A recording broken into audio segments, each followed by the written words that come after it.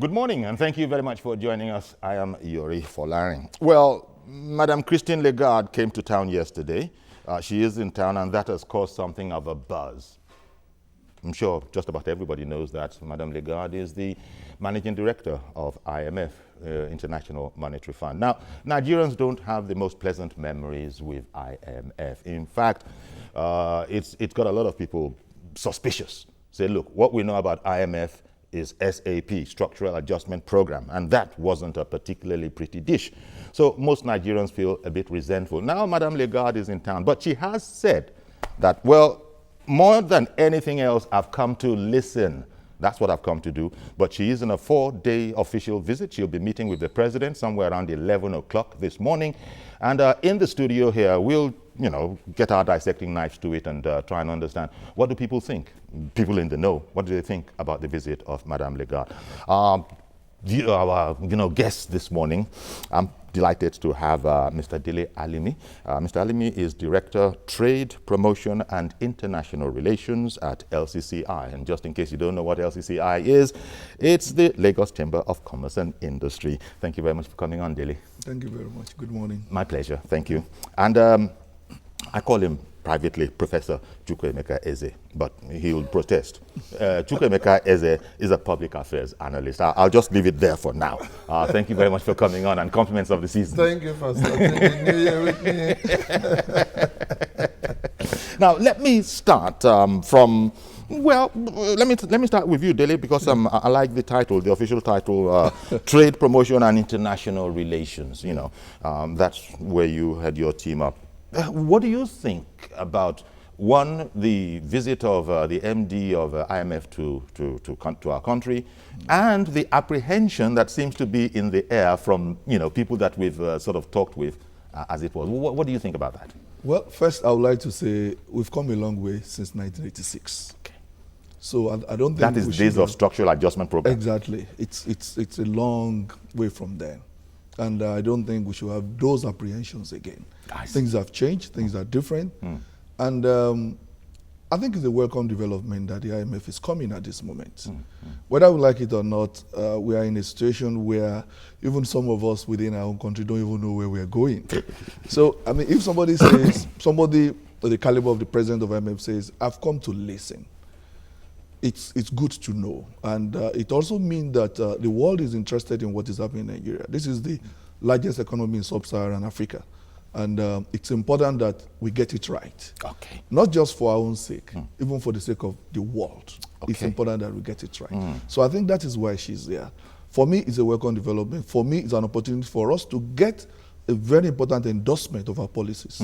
So I think it's a welcome development. Okay, Dele. And Emeka, well, I come along with all of that, but I'm a bit, I don't know, well, you give me your thoughts on this whole matter, because this must be a response to the president's offensive,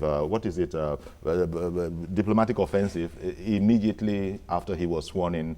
He traveled far and wide, and surely there are those who are looking at this as this is something of a response to that initiative of the president, and especially as Madame Lagarde says, she has been quoted as saying that, well, yeah, I'd like to sort of explain IMF to us and what their objectives are and what they are thinking. But before that, I have really come to listen. Give me your take.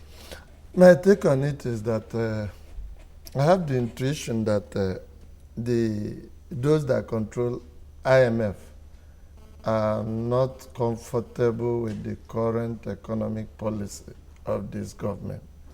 When you begin to restrict forex, foreign exchange, then and you begin to thwart, forgive me to use that terminology, the soul of capitalism, because capitalism will want forces of demand and supply the market to forces be fully at play. So by the time you begin to restrict this, restrict that, basically you will be partially or fully in breach of the World Trade Organization treaty, which Nigeria has signed. And that will make them a bit apprehensive. That is it. And even as individual countries, they have been complaining that we should not control the way we use our money.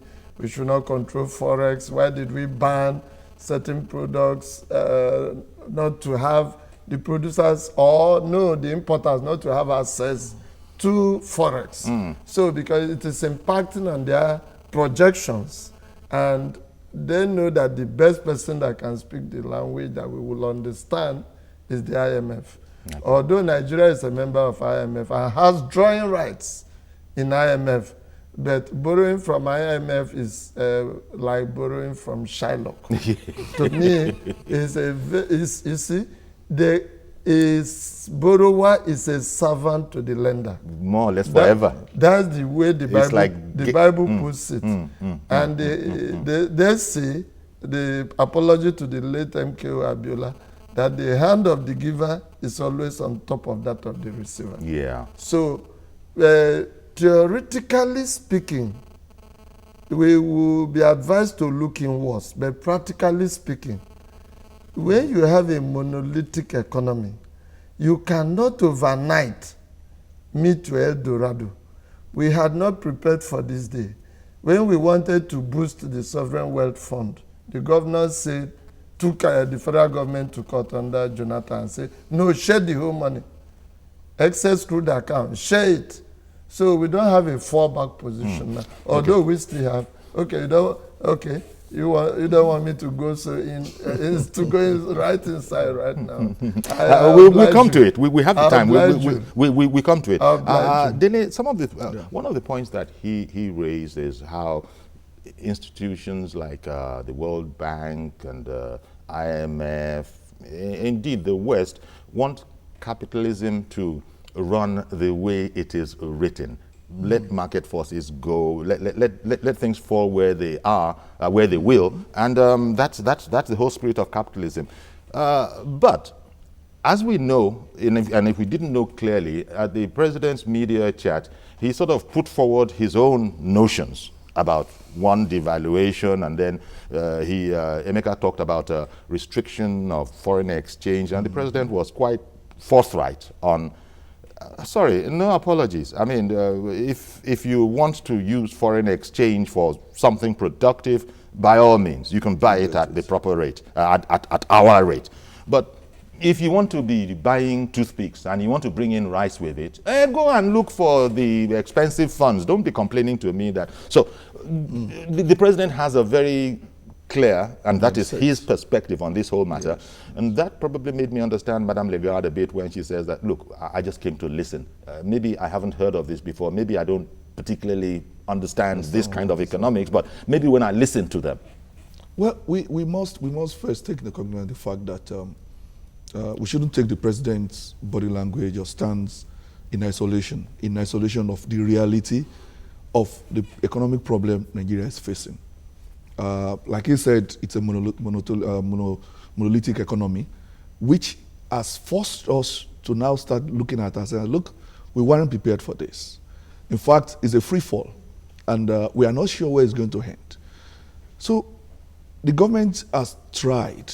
It's not as if we support a situation where, because this restriction for us, it's not doing good for business. Okay. It is not. And certainly, a lot of people are also wondering because they can't use the ATM card anymore for foreign transactions. I mean, small foreign transactions. Even the manufacturing sector is crying a lot from this. There's a lot of problem in that sector because the restrictions, the banning of some items from access to official forex and everything has caused a lot of problem, especially for those who are sourcing raw material from abroad. Some of the products, some of the items that were banned are actually raw material for some products.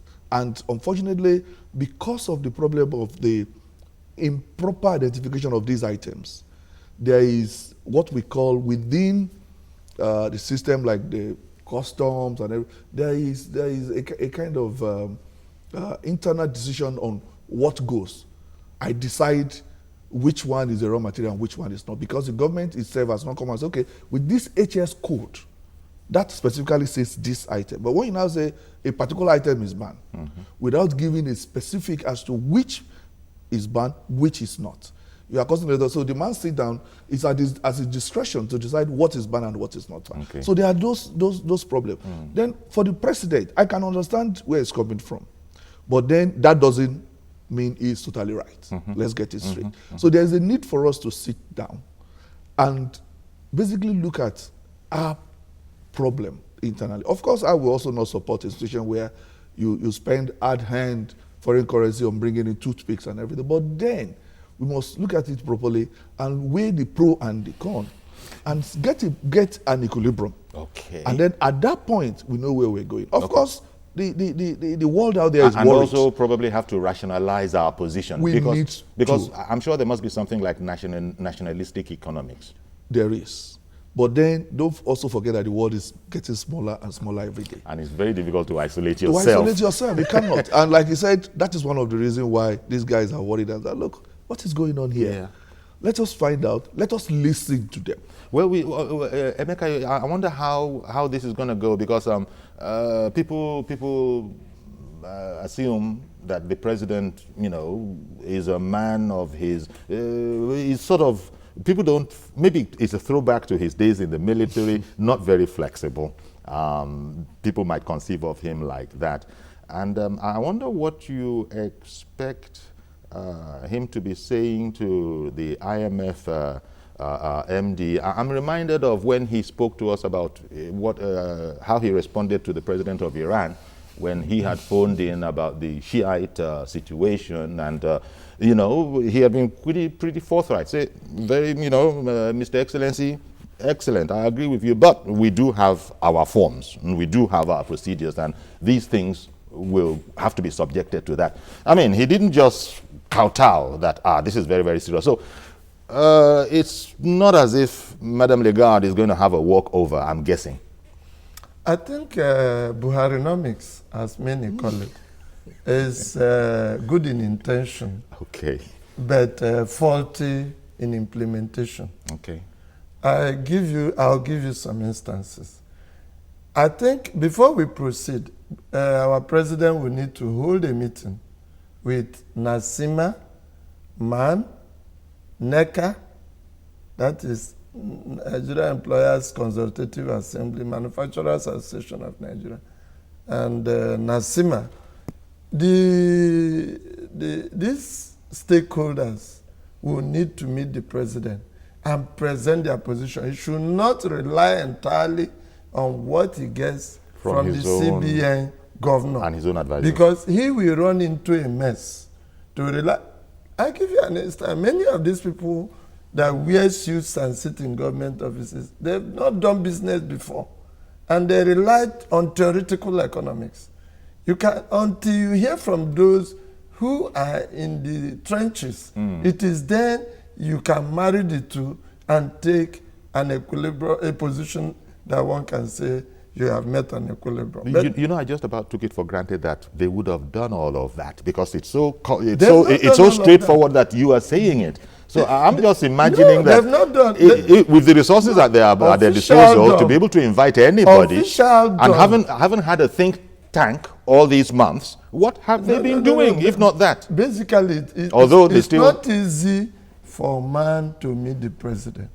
It's even very difficult for them to meet the vice No, that's when president. they're trying to meet him on their own. But not when he invites them. No, if he invites them and gets the other side of the coin, you will discover that Buharinomics will make greater sense, because during his media chat, the way he dismissed issue of forex shortage, and the coordinator was reminding him that he had been unable to get £200 from his account.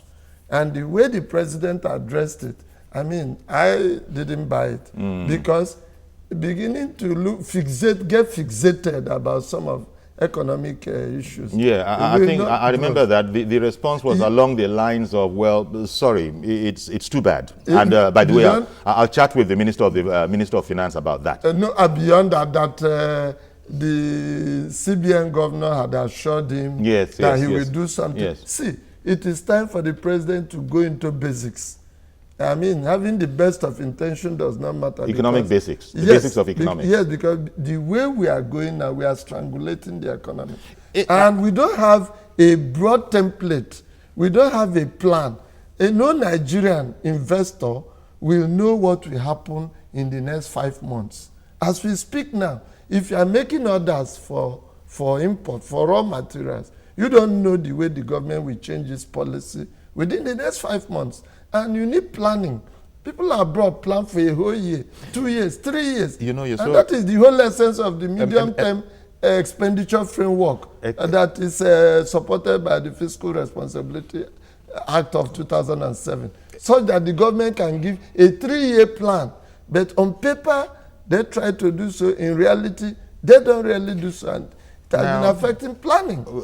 Excellent. The economic form. Thank you very much, because it's an excellent point that even helps me in my thinking. What do you think, Dele, about that whole aspect of the thing? After all, there are those who are saying that even in the budget that was submitted, we got that a bit wrong. If within days of the budget, we're now hearing that, look, how do you say Afaimo in English? That this thing could go to anywhere between $5 to $20 that you based $38 on. Mm-hmm. It could actually in 2016 end up at anywhere between $5 and $20. So we're all hoping that, look, this sobering news, this bad news, best case scenario for us, therefore, will be for it to be closer to 20 than, God forbid, towards the 5 side of town. And Emeka is saying that he's not sure that the most qualitative thinking has gone into our economic policies so far.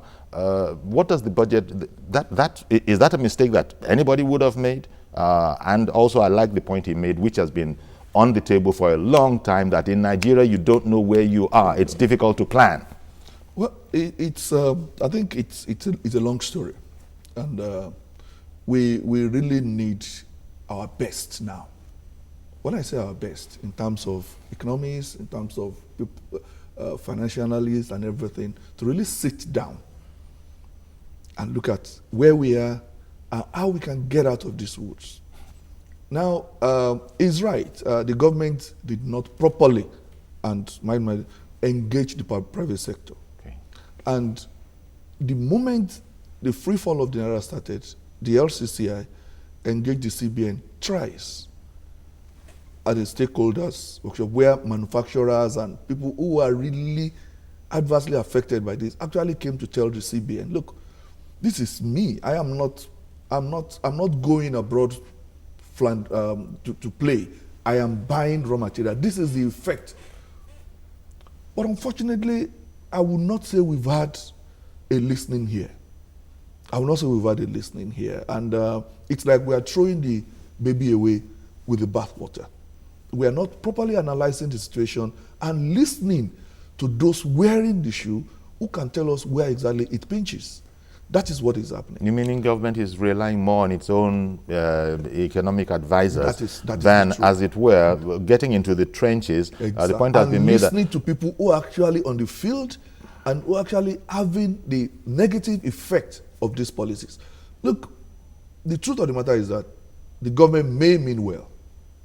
They are there, they are looking at, they are the ones with the figures, they are the ones with the facts and everything. They may mean well, but then there are many ways to kill a chicken. Mm-hmm. So you need to listen to other people and then also rationalize, listen to them rationalize, and then look at, like we've pointed out, a situation where there will be some sort of agreement.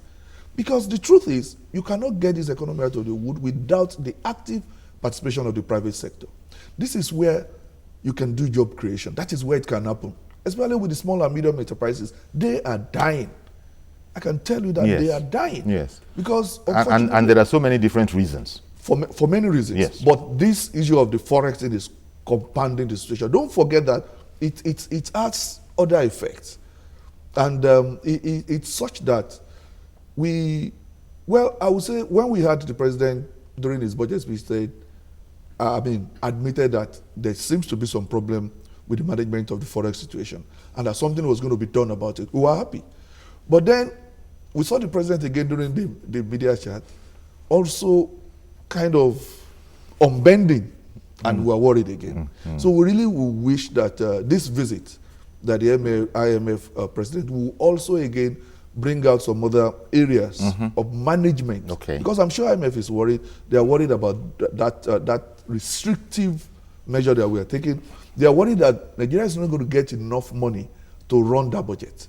We think the budget is good, but it's a little too optimistic. And in fact, there are those who are beginning to say that the president might have withdrawn that budget. Not that I see any evidence, and I'm talking of Facebook here. I think the National Assembly would do justice to that. They have the right to look at the reality on ground and say, look, this cannot work. You know, you're right, because we forget that it hasn't been passed yet. Exactly. So why don't we look at this? I mean, we're only looking at the oil prices. We should also look at the exchange rate. The exchange rate in the budget, the projection was 197.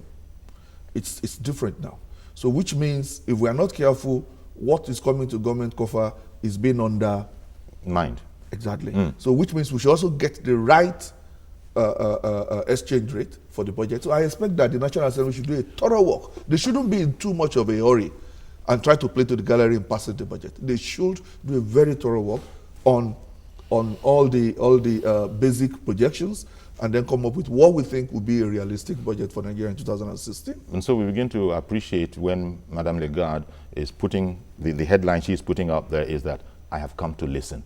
In the sense that from even the explanation we get, we get so far. I think she has come to do more than that. But you know she can't come in here with jackboots. Exactly. She's meeting the CBN governor and the Minister of Finance. She's meeting the president, and she's meeting the president of the Senate. Yes. And the Speaker of the House of Rep. If there was any doubt at the airport, I think she was met by the CBN governor and the Minister of Finance. So it shows that she didn't just come. It's not the tea party. But I was even going to, in addition to whatever you want to say, I was going to say that, remember, the president was particularly hostile to the idea of devaluing the naira. I think that is an angle we cannot resist if the IMF continues its pressure. In fact, that is on the front burner. Because by the time you don't devalue the naira, it means you are running a pretentious economy. You are lying to yourself. That's the way they look at it. The president got me a bit confused when in speaking on this point, he spoke about the value against what currency, various currencies. And then he itemized some countries. And not knowing very much about these matters myself, I was wondering that isn't it the dollar that we just aim at, and everybody relates to the dollar, and so you're against the dollar, and wherever it falls with other currencies, let it fall there. International economic template places the dollar as the reference point. Yes, sir. It's just recently that the renminbi of China has even assumed international status, but notwithstanding, it is still the dollar that takes the place of primacy. But besides, Lagarde has now come for a tea party. Now, let me tell you. Even though she seems to be very welcomed. Well, whatever we may think about it, an Oba does not visit his subject for nothing. If an Oba visits his subject, all the neighbors will know that something has happened, or something will happen. Or something is afoot. Yes. So take Lagarde as a queen that has come on a visit to his subject. A money queen. Yes. A money queen. And having come, you should be expecting something. And that's, there is a proverb in our place that why the dog likes following a pot-bellied man is that the pot-bellied man will either defecate or vomit. So whichever way, something must come out of it. So basically, it is this visit, considering the times we found ourselves, which are interesting times, this visit is significant. Definitely, you cannot avoid the issue of devaluation. Maybe he will succeed in convincing the president that we should devalue the naira. And in that situation, you may begin to get $1 per 300 naira or 400, as the case may be. I don't know what. But in any case, it will be too idealistic for the president to think that any person that does genuine business can get official forex.